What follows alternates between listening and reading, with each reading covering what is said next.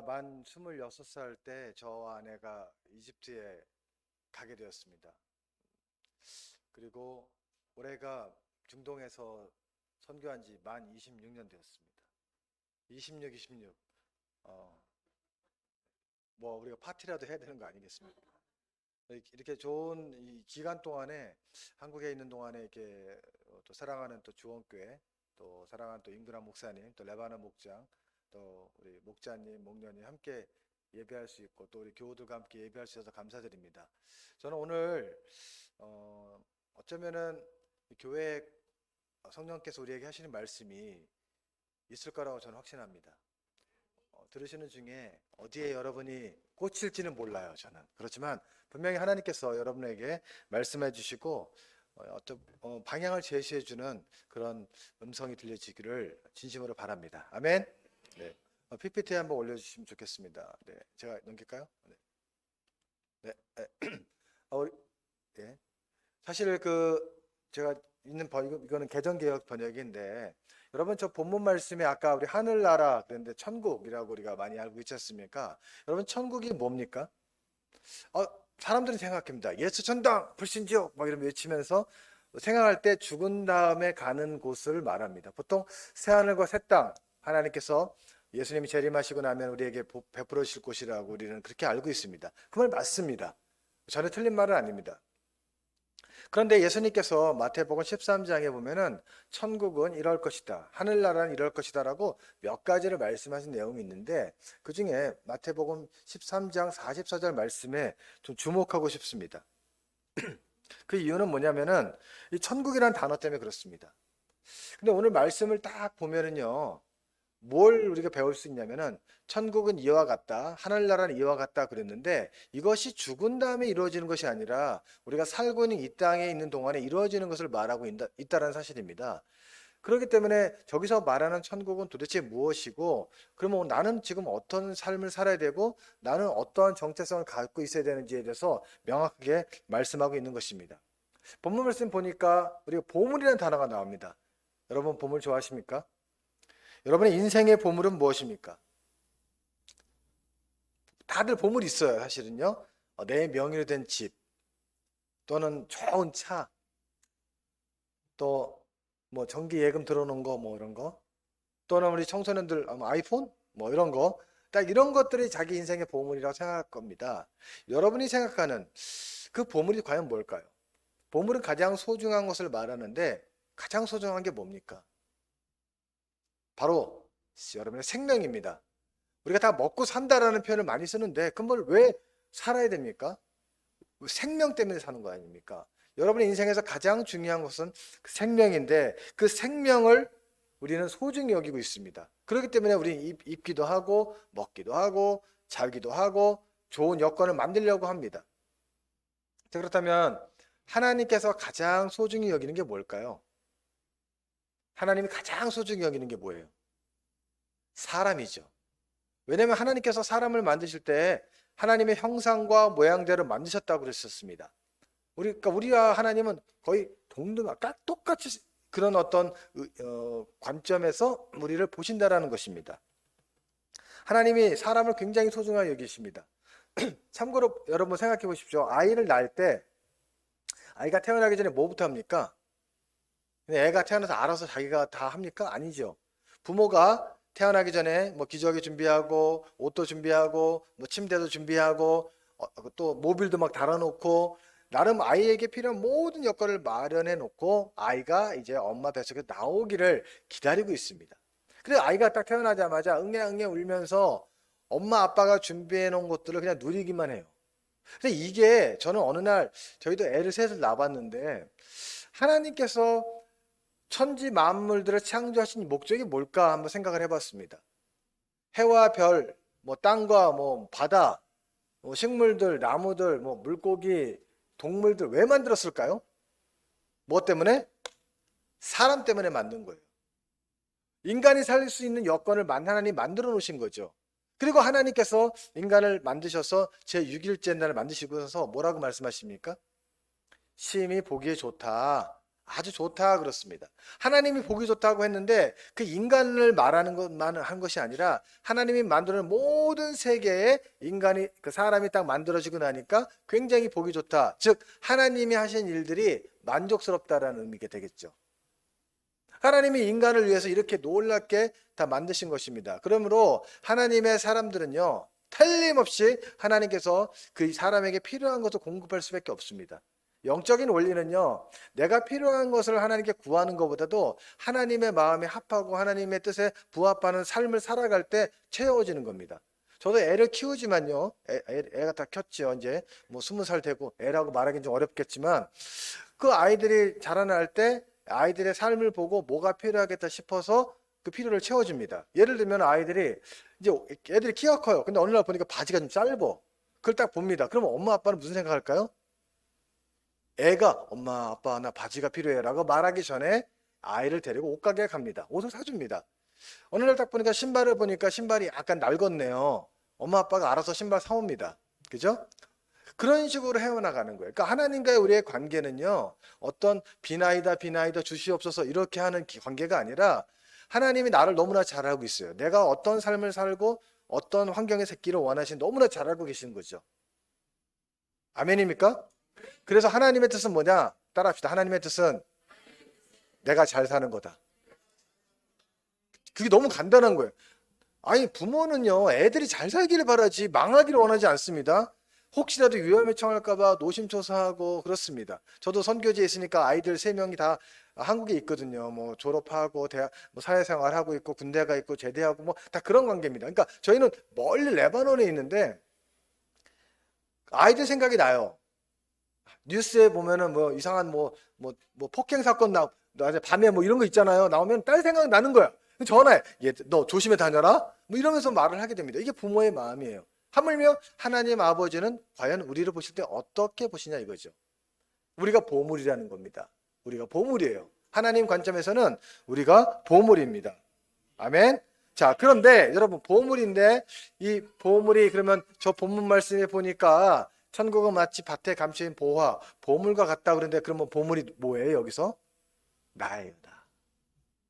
따라합시다. 나는 하나님 나라의 보물이다. 야, 이거 대단한 거 아닙니까? 여러분이 보물이에요, 보물.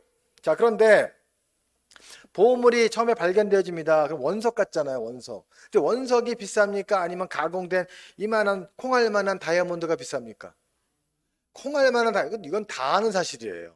그런데 이 원석에서 이 콩알만한 이 다이아몬드가 되기까지 많은 과정을 거칩니다. 그런 과정을 우리가 뭐라고 부를까요? 바로 양육된다, 제자 훈련된다, 그렇게 말하는 것입니다. 우리가 다듬어지는 겁니다. 준비되어지는 것입니다. 그런 과정을 거칩니다. 성경에 그런 단어가 성경 구절에 나오죠. 그가 나를 단련하신 후에 내가 정금같이 나온다. 그러니까 주님은 우리를 볼 때 정금으로 보시는데 근데 주님이 하고 싶은 게 뭐예요? 단련하시고 연단하셔서 정금으로 만들고 싶은 겁니다. 그러나 하나님의 비전은 처음부터 여러분은 정금이에요.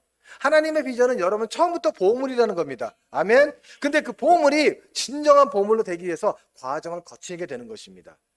근데 성경에 보니까 재밌는 표현이 나와요. 이 보물이 감춰져 있대요. 감춰져 있는 겁니다. 그러니까 누군가 이 보물을 찾는 것입니다. 자, 한번 보십시오. 그런데 저 사람이 등장합니다. 사람이 보고 보물을 이 감춰진 보물을 찾아요. 그죠? 찾을 때 그 사람의 태도가 어떻습니까, 지금?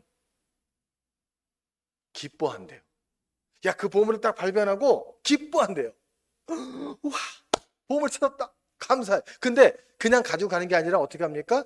그걸 제자리에 두고 돌아가서 자기의 전 소유를 다 팔아요. 그리고서 그 밭을 통째로 사버립니다. 보물까지 포함해서 사버립니다. 자, 그럼 여기서 사람은 누구를 의미하는 걸까요? 이쯤 되면 답이 나오겠죠? 우리가 사랑하는 예수님이라는 거예요. 예수님께서 나를 발견하신 거죠. 그리고 예수님이 전 재산을 모든 것을 다 팔아서 그 밭을 통째로 샀대요. 그 모든 것이 뭘까요? 예수님의 생명, 바로 십자가를 말하는 거죠. 십자가의 사랑, 물과 피를 쏟으셔서 나를 사신 거예요. 나를 발견하셔서 나를 기뻐하시고 나에게 생명을 주시기 위해서 그분의 생명을 드리게 된 거고 우리를 얻으신 거예요. 여러분 사람이 죽잖아요. 그 죽으면은 이제 화장을 하면 하얀색 가루처럼 되잖아요. 이게 화학적 가치로 얼마인 줄 아세요? 500원 정도밖에 안 한답니다. 여러분 몸값은 500원. 제가 오늘 신문 보니까 김민재 선수가 엄청난 금액 몸값으로 바이에른 뮌헨 축구팀에, 이 축구 모르시는 분들은 무슨 얘기인지 모르겠지만 굉장히 비싼 놈입니다, 그놈. 근데 그렇게 몸값이 비싸요. 근데 여러분 몸값은 얼마입니까? 자, 여러분이 감추어진 보물이었는데 예수님께서 그걸 발견하셔서 여러분을 사셨단 말이에요. 그러면 여러분의 몸값은 얼마? 예수님의 피값. 따라합시다. 나의 몸값은 예수님의 피값이다. 그 피값을 내가 인식을 하면 나는 보물이라는 그 정체성을 갖기 때문에요. 굉장히 귀한 존재로 여기게 되는 것입니다. 자, 그런데 우리를 발견하신 예수님 생각해 보십시오. 세상 모든 종교는요, 모든 종교는 인간이 신을 찾아갑니다. 어떤 행위를 통해서, 어떤 이런 수련을 통해서 인간이 신을 찾아가는 게 세상에 말하는 종교입니다. 모든 종교는 그래요. 그러나 기독교는 유일하게 신이 인간을 찾아오십니다. 신이 인간을 찾아오는 게 기독교 아닙니까? 하나님이 세상을 이처럼 사랑하사. 그 구절 몇 장 몇 절이죠? 야, 우리 한번 해볼까요? 시작. 리안나 헤카스 아하빠 알라우 알람 하타 바달라 이브늘 와히드 리카이 라 유할리카 꿀라만 유민 비히 발타쿤 라후 하얏 아바디. 혹시 몰라서 제가 아랍어를 한번 해봤습니다. 아랍어 요한복음 3장 16절입니다. 여러분, 인간을 사랑하셔서 신이 나를 찾아오시는 거예요. 이게 엄청난 비밀인 것입니다.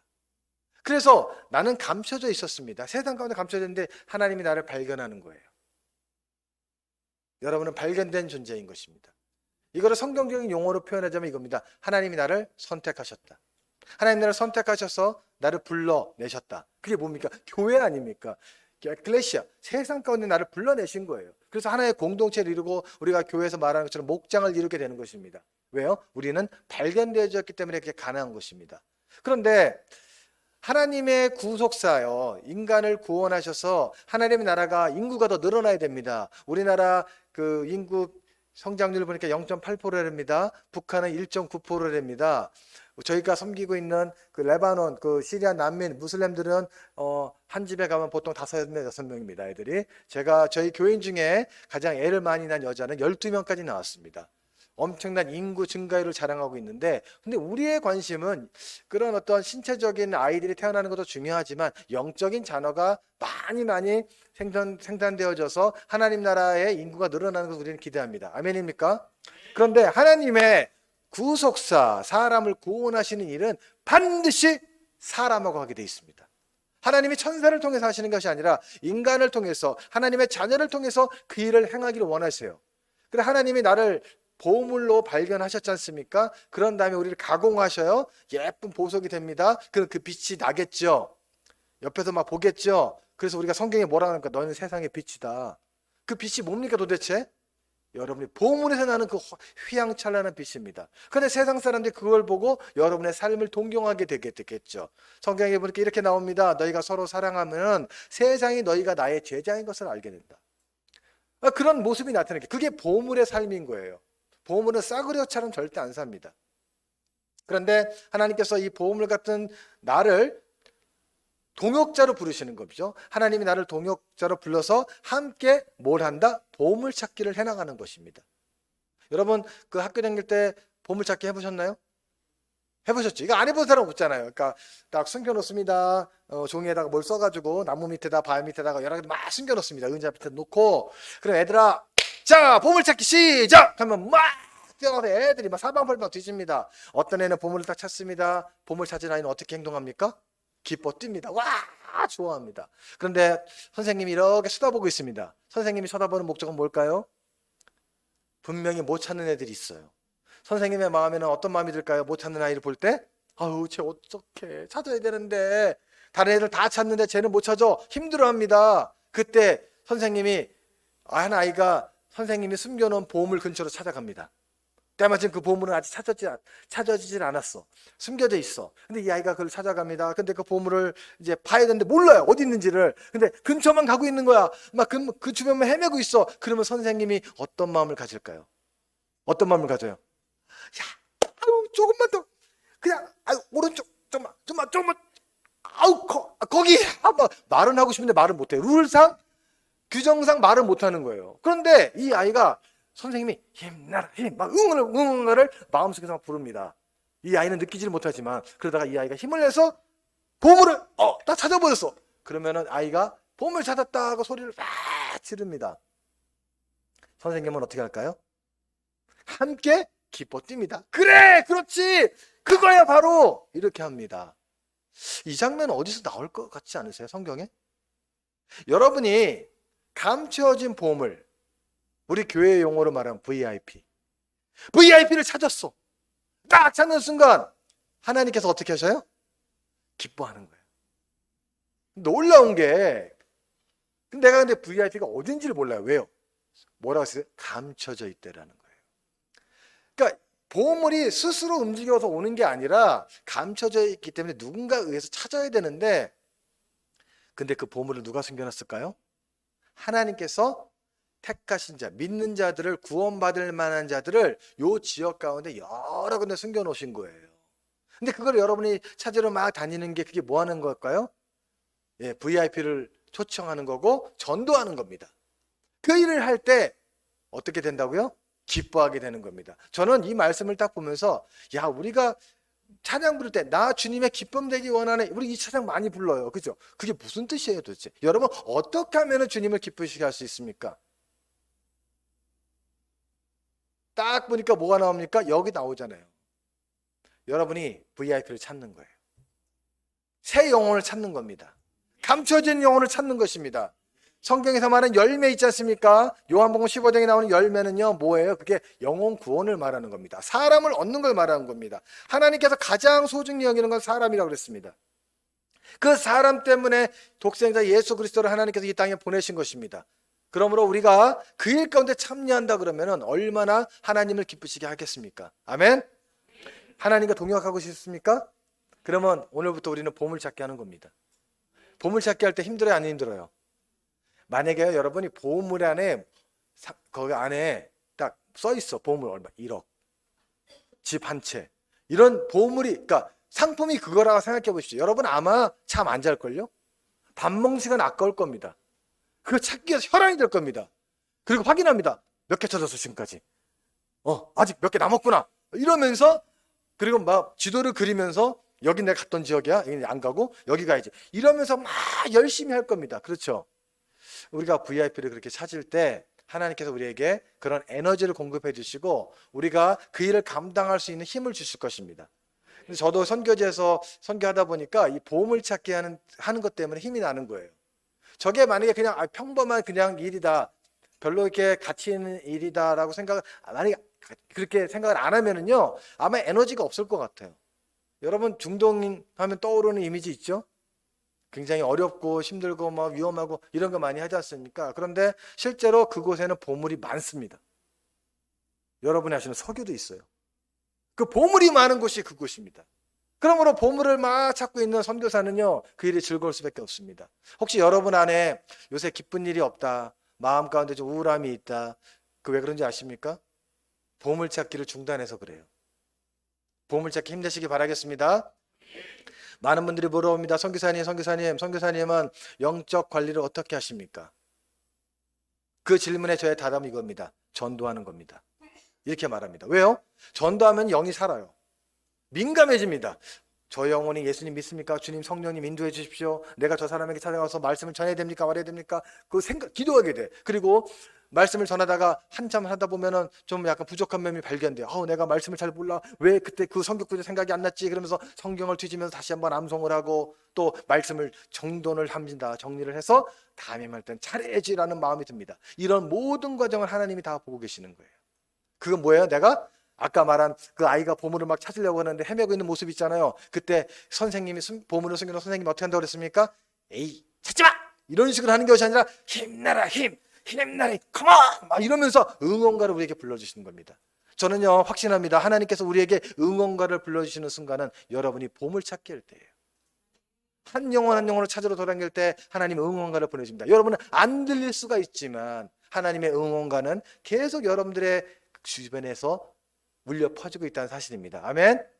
그거를 우리가 요새 교회 용어로 뭐라 그러는지 아십니까? 은혜 받는다고 그러는 겁니다.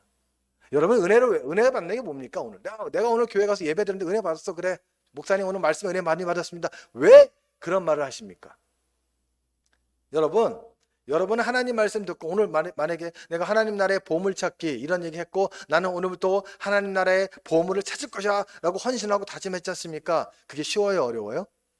솔직히 말할게요. 솔직히 어렵습니다. 아마 여러분은 오늘만 다짐하고 안 할 수도 몰라요. 따라합시다. 나는 오늘부터 하나님 나라 보물찾기에 올인한다. 청소년들도 같이. 자, 하나님 나라의 보물찾기에 올인한다. 그런데 이 말을 했는데 올인했어. 근데 이제 끝나고 나면은 잊어버려. 그럴 수 있잖아요. 그래서 우리에게 필요한 게 뭐예요? 은혜예요. 하나님이 왜 우리에게 은혜를 부어주신지 아십니까, 여러분? 그건 이유는 간단합니다. 여러분이 하나님 말씀대로 살 수 없기 때문에 은혜를 주는 거예요. 은혜가 없는 상태에서는 하나님 말씀을 지켜나갈 수도 없고 그 일을 순종해서 뭔가 결과로 이끌어내는 것을 여러분 스스로 할 수가 없습니다. 그래서 우리는 은혜가 필요한 것입니다. 그렇다면 내가 은혜 안에 산다라는 표현이 뭘까요? 말씀대로 살아가고 있는 것을 은혜 안에 산다라는 겁니다. 할렐루야. 여러분이 보물찾기에 집중하고 VIP를 목장 가운데 오게 하고 영혼 구원을 해서 이 자리가 차고 넘치고 매년마다 세례받는 침례받는 사람이 늘어나고 이런 일들이 나는 게 바로 보물찾기에 헌신한 교회의 모습인 것입니다. 저는 그런 교회가 정말로 주님이 기뻐하는 교회라고 저는 확신합니다. 아멘. 네. 자, 그러면 저는 레바논에서 보물찾기를 좀 하고 있거든요. 예, 레바논을 한번 제가 이제 보여드리도록 하겠습니다. 혹시 안 가보셨지만 영상을 제가 준비했습니다. 소리 납니다.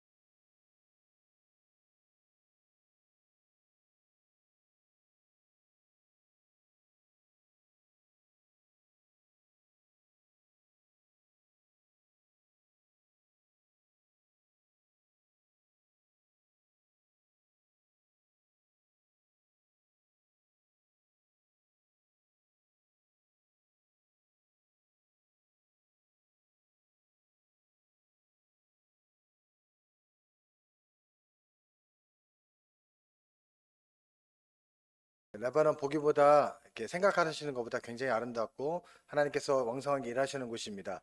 제가 이제 보물찾기 이야기를 몇 가지 해드리겠습니다. 이 자매는 올해 27살입니다.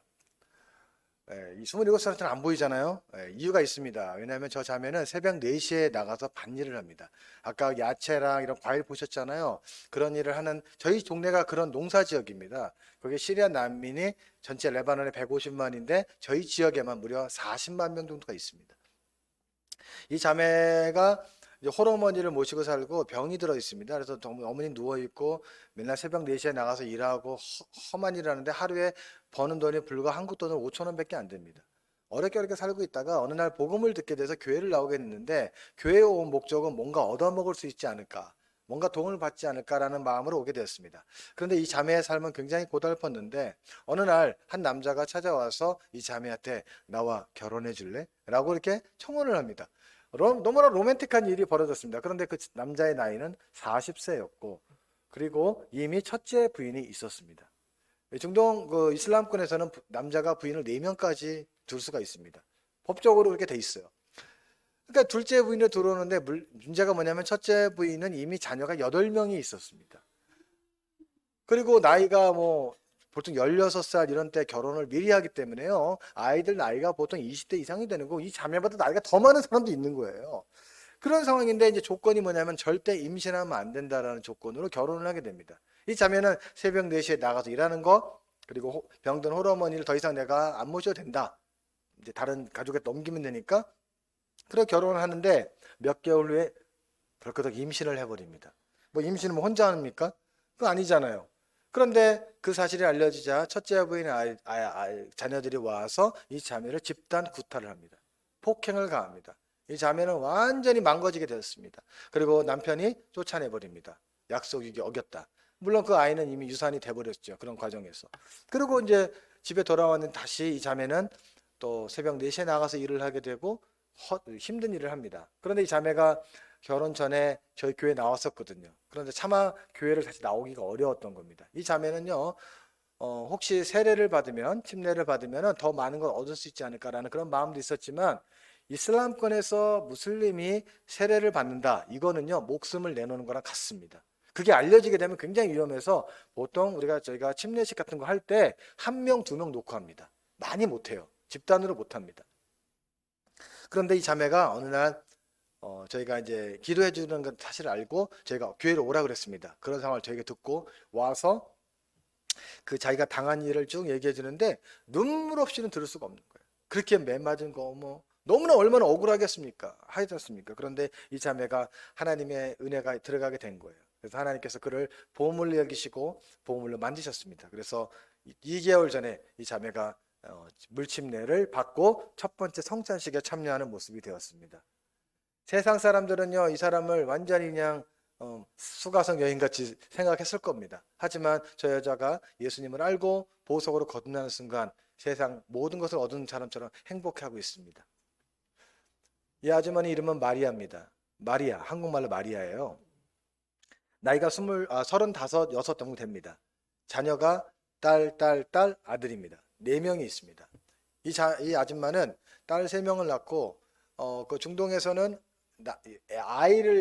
남자아이를 낳지 않으면 여자들이 좀 어려움을 겪습니다. 그래서 남아선호 사상이 되게 진해요. 근데 막내 아이를 태어났는데 남편이 딱 기뻐해야 되는데 들어와서 하는 말이 너는 오늘부터 나랑 끝이다. 그리고 앞으로 애들 먹여 살리는 거 네가 다 할 것이고 난 너랑 더 이상 남편 역할도 안 할 거다. 부인을 완전히 그냥 별거를 시켜버리는 거예요. 그리고 둘째 부인을 데리고 들어오는 거예요. 그런데 진짜 황당한 것은요, 첫째 부인과 둘째 부인이 천막을, 아까 보신 천막 있잖아요. 사는데 붙어 있어요. 맨날 보게 되잖아요. 여러분 같으면 그게 감당이 되겠습니까? 와, 그런 상황인 거예요. 그러니까 이 첫째 부인, 이 사람, 마리아가 너무나 힘든 거예요. 그러니까 이 사람은 항상 고개를 이렇게 숙이게 된 거예요. 그리고 표정에 웃음이 없어요. 그리고 목소리도 굉장히 애잔하게 들리고 우울증 환자처럼 보입니다. 제가 복음을 그렇게 많이 전했는데도 너무나 두려워하고 겁내서 예수님을 인격적으로 영접을 못하는 겁니다. 그런데 2개월 전에 또 침례를 받게 되었습니다. 이 자매가 침례를 받게 됐는데 딱 받고 나니까 하는 말 첫 마디가 뭐냐면 제 안에 있던 모든 두려움이 사라졌대요. 이 사람이 사실 침례를 받기 전에 이런 고백을 했습니다. 내가 만약에 침례 받은 사실이 알려지게 되면 내 남편, 비록 남편 역할을 하지 않고 아주 나쁜 X지만 그가 나를 죽일지도 모른다. 그런 두려움이 있었어요. 그러나 과감하게 하나님의 은혜로 말미암아 침례를 받게 됐는데 이 자매가 침례를 받게 된 결정적인 사건이 있었습니다. 그것은 바로 그 아이들이 기도했기 때문이었습니다. 아까 딸 셋이 있다고 그랬지 않습니까? 첫째 딸 16살 때 이미 결혼을 했습니다. 지금 아마 다음 달쯤에 이제 출산을 하게 되는데 그 아이를 제가 만났어요. 그 나이 아이가 지금 이제 불과 18 정도밖에 안 됩니다. 얘야, 너는 결혼하니까 행복하니? 얘가 뭐라는지 아십니까? 결혼한 지 얼마 안 신혼이잖아요. 힘들어 죽겠어요. 지옥이에요, 지옥에 이러는 거예요. 이슬람권에서 여자들의 삶은요, 지옥 같아요, 진짜로. 제가 이런 걸 볼 때마다 너무나 안타까운데, 둘째 딸, 셋째 딸 아이들이 저희 사랑의 하우스에서 제자반 아이들인데, 얘네들이 성령 충만한 아이들이에요. 기도합니다. 부모를 엄마 구원을 해서 기도합니다. 전심으로 기도했습니다. 쟤네들 나이가 몇 살인지 아십니까? 이제 14살, 15살입니다. 아주 여러분이 지금 기도하긴 다음 세대 그런 아이들입니다. 쟤네들은 하루에 2시간 이상 기도합니다. 저희가 기도 안 하면은 그 그룹에 들어오지도 못해요. 저희가 제자반 1기, 2기가 있는데 걔네들은 아침 8시쯤에 출근해가지고 오후 5시쯤에 퇴근합니다. 그리고 하루 종일 교육도 받고 기도하고 성경도 배우고 그렇게 하고 있습니다. 이 아이들이 이렇게 기도하는 거예요. 그러니까 이런 아이들이 부모 가정 구원을 위해서 엄청 기도합니다. 여러분 아이들의 기도 좀 더 순수할 것 같아요. 때가 안 묻는 기도 같습니다. 이게 다음 세대 같이 부모님들도 기도하지만 아이들이 기도하는 거 굉장히 중요한 겁니다. 몇 년 전에 있었던 일입니다. 한국에 있는 한 교회가 초등학교 6학년 아이들 20명이 저희 사랑의 하우스에 찾아왔습니다. 교사 5명과 함께.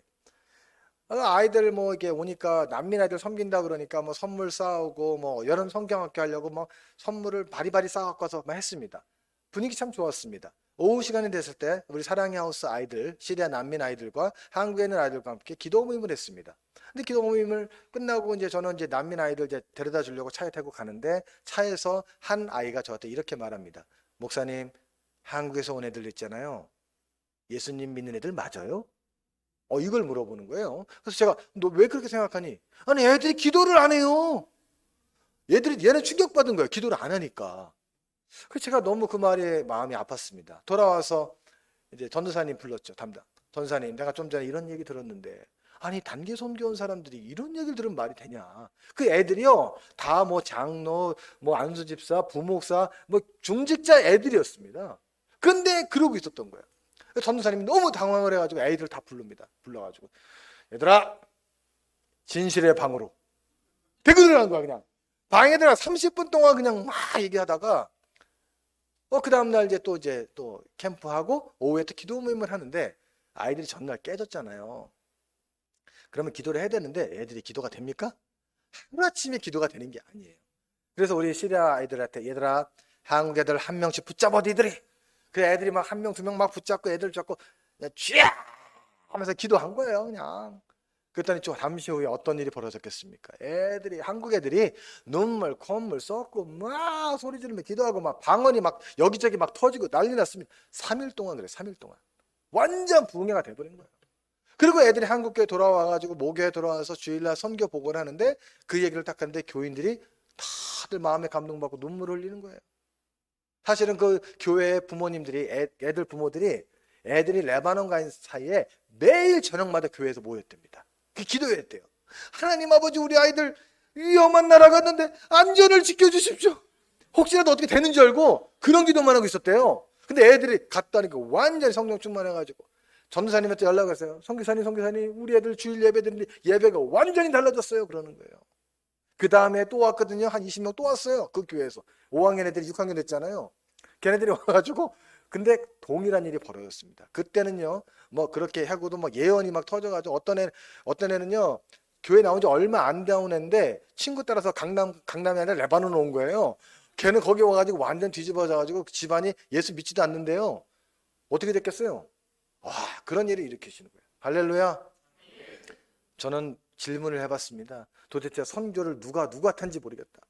한국 애들이 선교하러 레바논에 왔는데 오히려 시리아 난민 아이들이 그 애들을 선교해버린 거예요.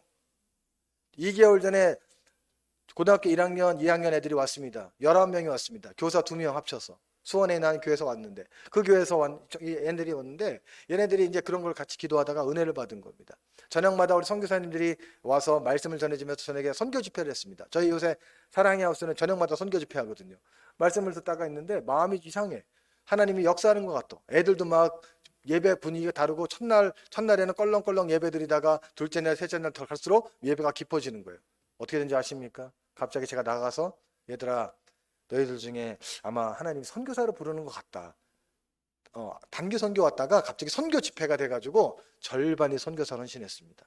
그 중에 한 명이 누구냐면은 교감 선생님이 그 교회 장로님인데 장로님 아들이었어요. 근데 옆에 앉았거든요. 근데 자기 아들이 일어나는 거예요. 장로님이 깜짝 놀랍니다. 이 얘가 절대 이런 애가 아니래요. 절대 이럴 수가 없대. 그런데 일어나서 기도를 받고 기도를 하는 겁니다. 나중에 물어봤습니다. 너는 왜 일어났니? 나도 모르겠어요. 뭔가에 끌려서 일어나게 됐대. 그렇게 역사하는 겁니다. 할렐루야. 한 달 전에 있었던 일입니다.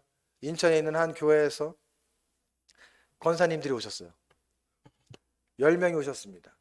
그리고 목사님까지 11명이 오셨습니다. 근데 제가 오기 전에 이제 조사를 했죠. 자, 목사님 어떤 분들이 오신지 알려주십시오. 준비하게.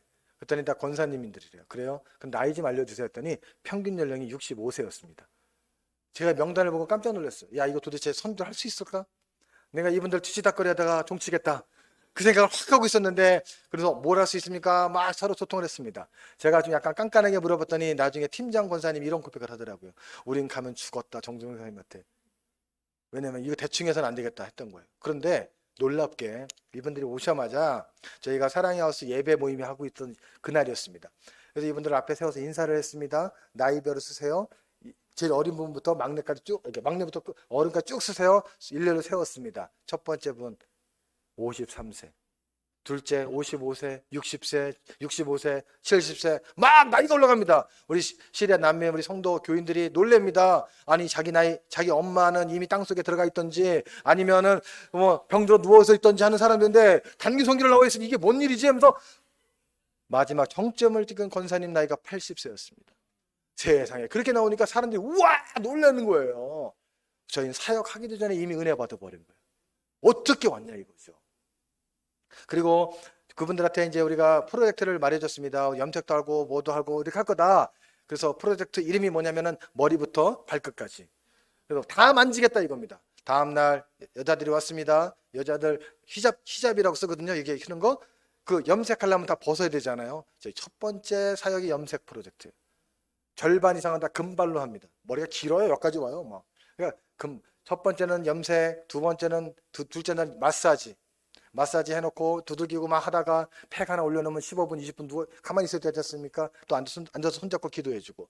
세 번째 날은 뭐합니까? 손을 만집니다. 손을 만지면서 이렇게 매니큐어도 칠해주고 네일 아트, 뭐 스티커도 붙여주고 합니다. 근데 손등을 만지는데 모두 마음이 짠합니다. 아까 그런 자매들처럼 나가서 일하는 사람이니 손이 완전히 거북이등이에요. 그러니까 아무리 마사지를 해줘도 반질 해주지가 않습니다. 그렇게 머리부터 발끝까지 쭉 사역을 했습니다. 그리고 이제 마지막 날 헤어지는 날이 되었습니다.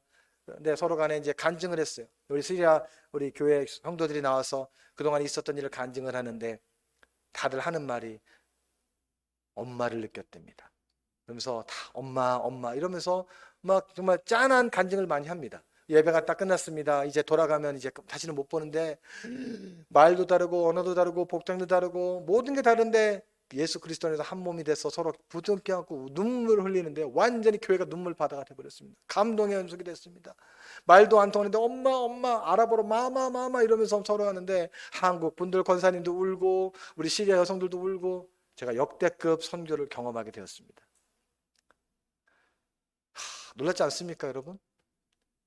그런데 저희가 백향목숲 아까 잠깐 사진을 보셨죠? 백향목숲을 저희가 갔는데 백향목에 담겨진 영적인 비밀이 있습니다. 그 중에 하나가 연합이라는 게 있습니다. 그런데 그것을 제가 설명을 하고 있는데 이제 제일 많이 나이가 많으신 80세 권사님이 은혜를 받으시는 거예요. 그리고 저희가 레바논에 가면은 과일 주스가 아주 좋습니다. 아주 거기가 가나안 땅 일부라서 여자들이 가장 좋아하는 주스가 뭐냐면 아보카도 주스입니다.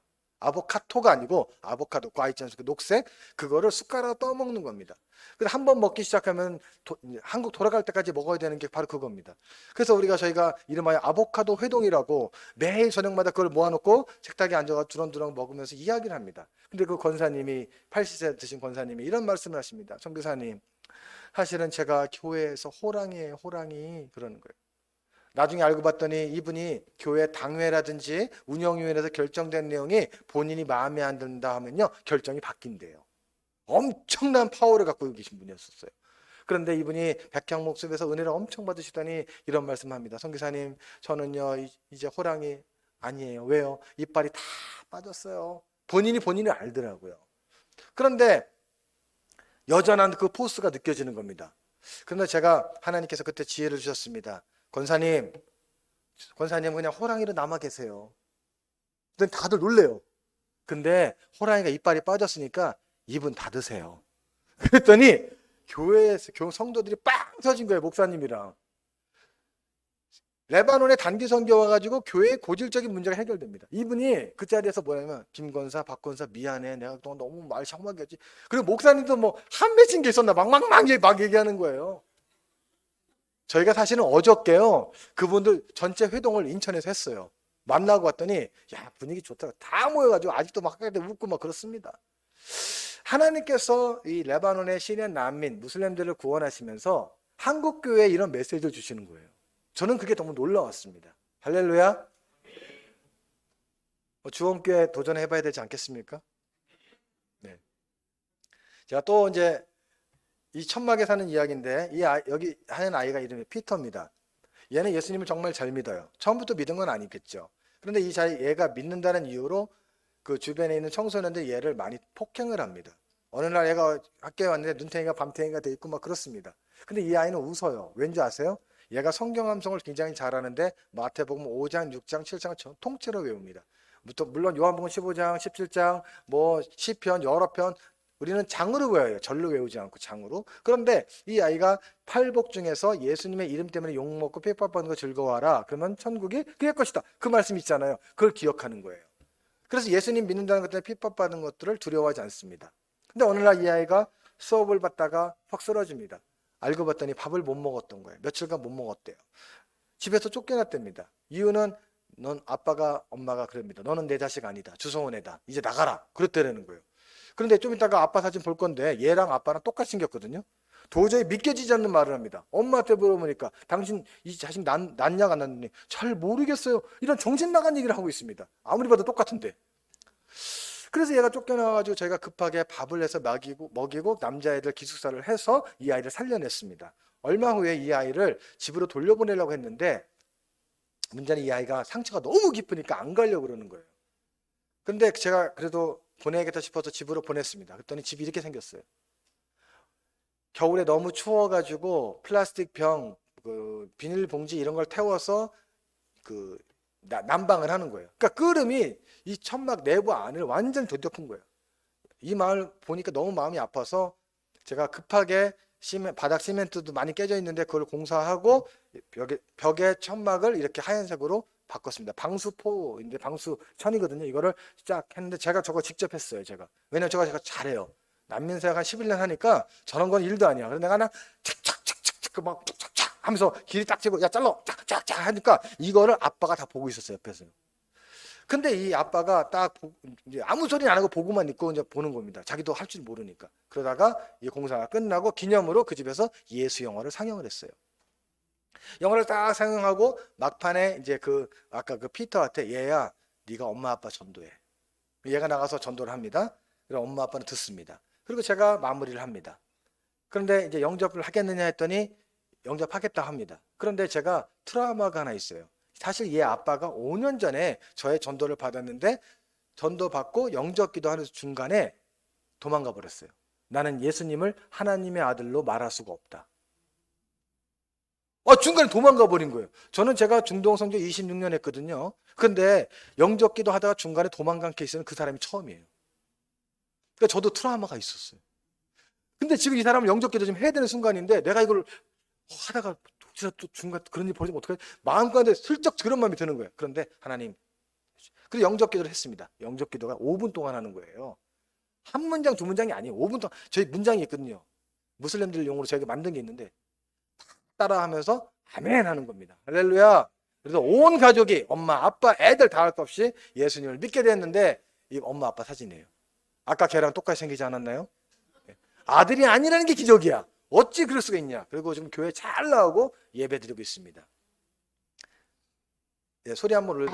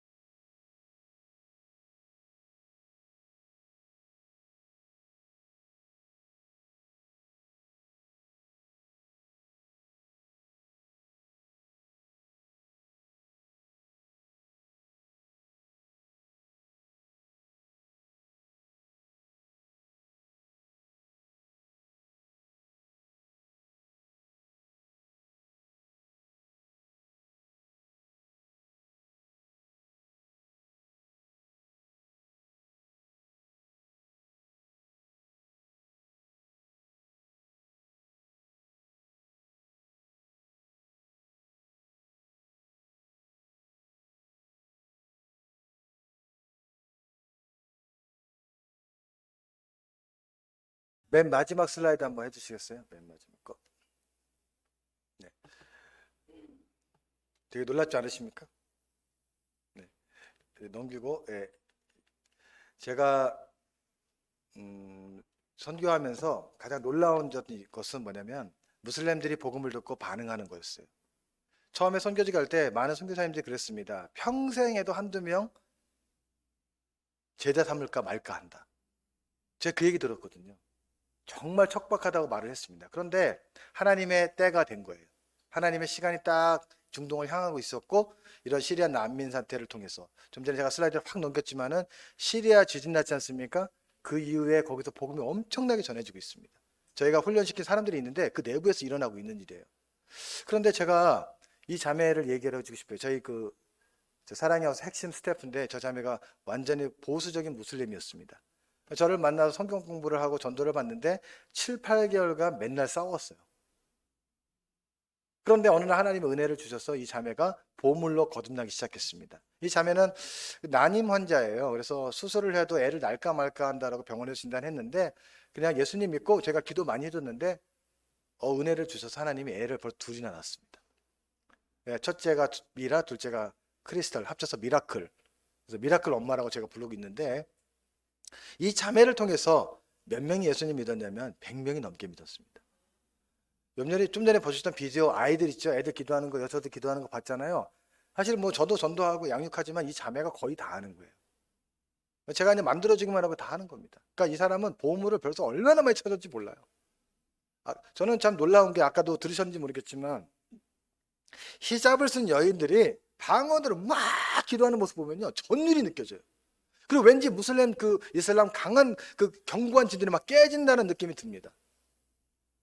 저는요 솔직히 히잡을 쓴 여인이 방언할 거라고 생각도 못했거든요. 난 한국 사람만 할 줄 알았어. 근데 아랍 사람도 방언을 우리가 똑같이 합니다. 참 놀랍습니다. 할렐루야. 우리 그렇게 한번 같이 한 방에서 기도하는 거 한번, 그들이 오기는 좀 어려울 것 같아요. 이렇게 한 방에서 같이 기도하는 거 얼마나 좋을까요? 할렐루야. 사실 그렇습니다. 오늘의 결론은 그겁니다. 우리는 이제 보물을 찾기 위해서 하나님이 나를 발견하신 거예요.